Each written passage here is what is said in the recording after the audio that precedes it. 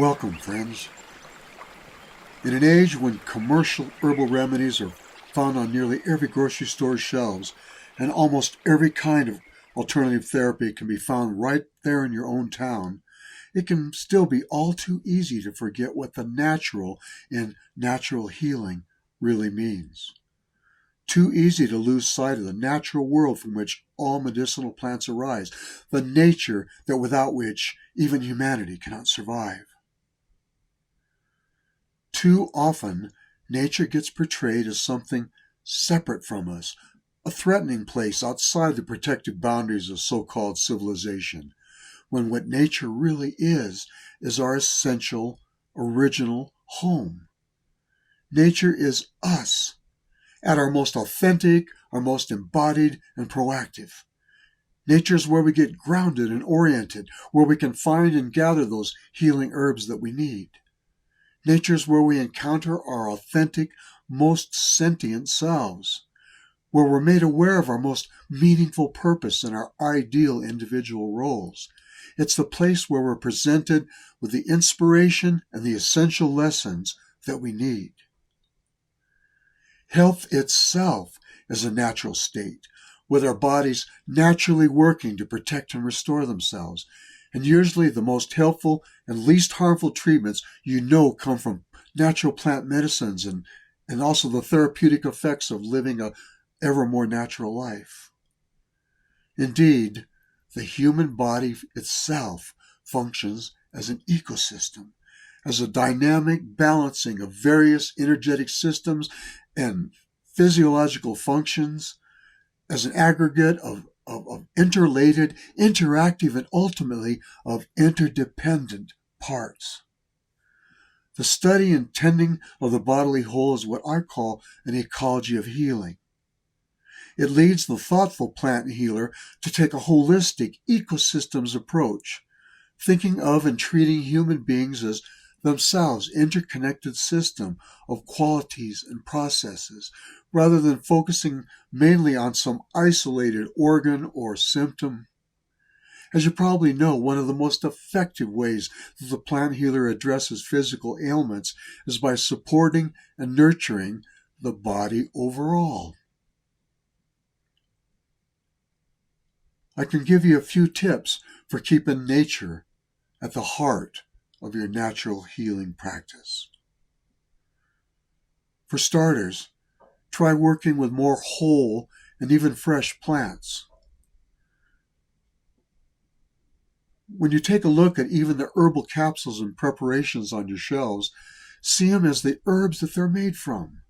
Never put it out of your mind that the best medicines we use are plants, not just products or constituents, but actual physical beings, their essence and spirit, energy and actions. Train yourself to recognize the patterns of causes and actions. Study the ways in which things interrelate and interact, including human bodies and environments, organs and systems, physical and emotional processes. Instead of mainly working with the most popularly consumed, most trendy, or the most exotic of imported species, try local corollaries and introduce more common and weedy herbs instead.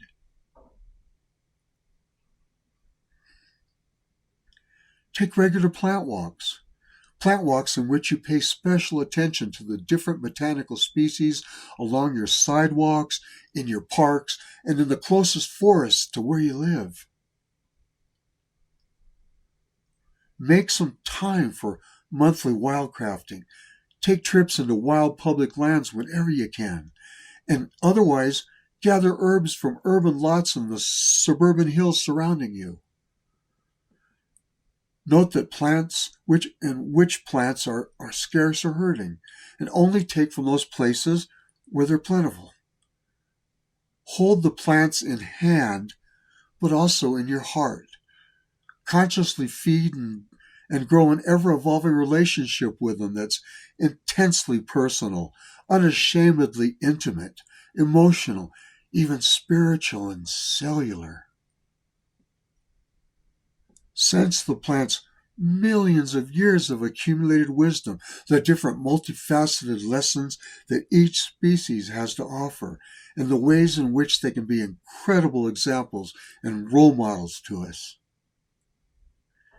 Give back to the plants that you use in some direct, tangible, personal way, such as planting a garden of scarce or endangered herb species, setting aside part of your backyard for the reintroduction of wild native plants, working to protect habitat in your general region, or spreading prudently selected seeds widely in joyous acts of civil disobedience that I'm silly enough to call unauthorized public plantings. Consider and assess the individual natures of your clients and anyone else that you ever hope to help. Take into account their own natural constitutions when considering what to treat them with. Advise clients on the healthy effects of time outside, of sun on our skin, of sexuality, of forest bathing, immersion in cold streams, foods and fermentation, and strenuous exercise. You can improve your herbal work no matter what form that takes. Increase your discoveries and your realizations and experience more of herbalism's rewards by constantly developing your innate natural characteristics, such as your creature curiosity and your awakened physical senses, your primordial instincts and inexplicable intuition, your urge to explore the unknown, and your courage to test all limits and bounds, the passion that you naturally put into things that you do, whenever you give full agency to natural you. It is the nature of healing that it attracts folks just like yourself, some of the most deeply feeling, deeply caring, visionary, revolutionary, and yes, effective of health providers. It is in your own nature that you choose this loving work. And there can be no natural healing without nature.